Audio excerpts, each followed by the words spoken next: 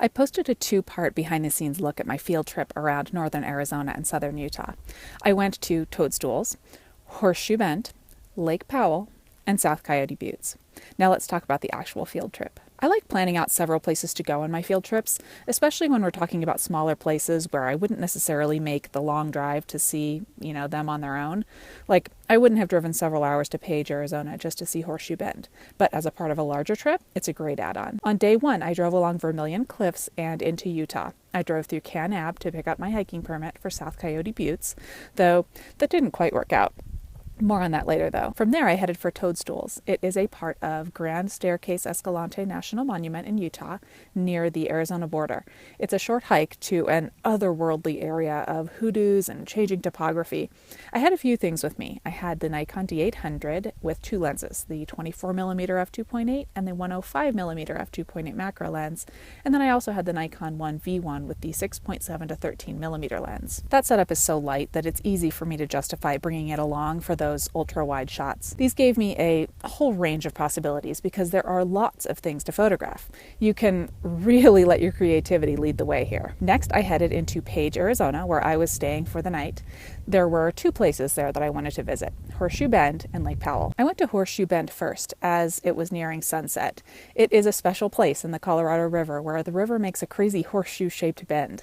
I again brought along the V1 with the ultra-wide and the D800 with the 24mm. I still had the 105 lens in my backpack, but I didn't bring it out. In fact, I slung my D800 over my shoulder in favor of the ultra-wide on the V1. The view is expansive. This place is actually a little scary, folks. You simply walk up to the ledge to enjoy the beauty and take photos. There are no railings and the drop down is no joke. It's steep, so be careful.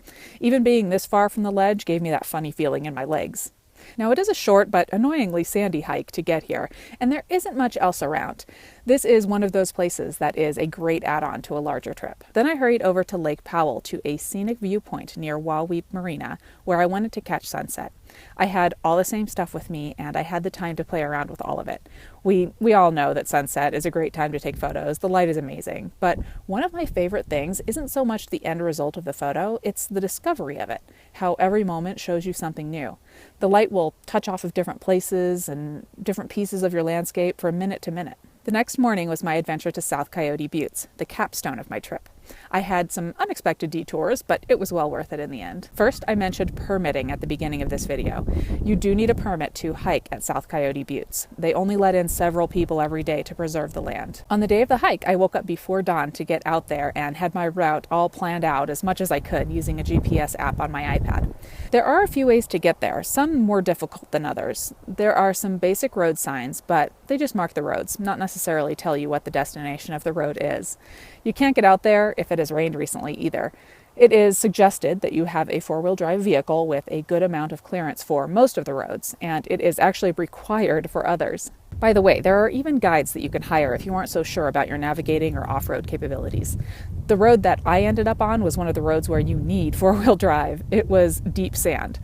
I didn't actually mean to take that route, but like I said, there are signs, but they really don't tell you where to go, and it isn't really a well-mapped area. And I didn't realize how off-route I was until I was hiking, mostly because there was an actual trailhead sign once I got out of the car and hiked away up the road that indicated that I was at an entirely different trail. I brought the same camera gear that I had been toting around, plus a camelback full of water and some snacks. It was a good thing, too, because the hike ended up being much, much longer and more strenuous than I expected because of the deep sand that covers the entire environment. My hike was beautiful, though. I was up and over some of the teepees. I saw lace structures, which are extremely delicate and probably won't be around for too much longer. I ended my hike up above, looking down at the vast canyon of teepees. The ultra-wide lens on my V1 couldn't even get it all in one shot. And anyway, it is one of those places where you almost can't even capture the beauty with your camera. As you could see, I ended up above the teepees with a view of the entire area. You can go away where you are at ground level with them and only hike about a half-mile to get there. Apparently, the road is much easier to travel as well. And that was actually the way I meant to go. So I didn't end up exactly where I expected, but I embraced the adventure. I saw things that I wouldn't have seen had I gone the way I had originally meant to go. Like, I wouldn't have figured out that these little circles in the sand around the plants were from the wind whipping them around and around and around. And, it gives me an excuse to go back too.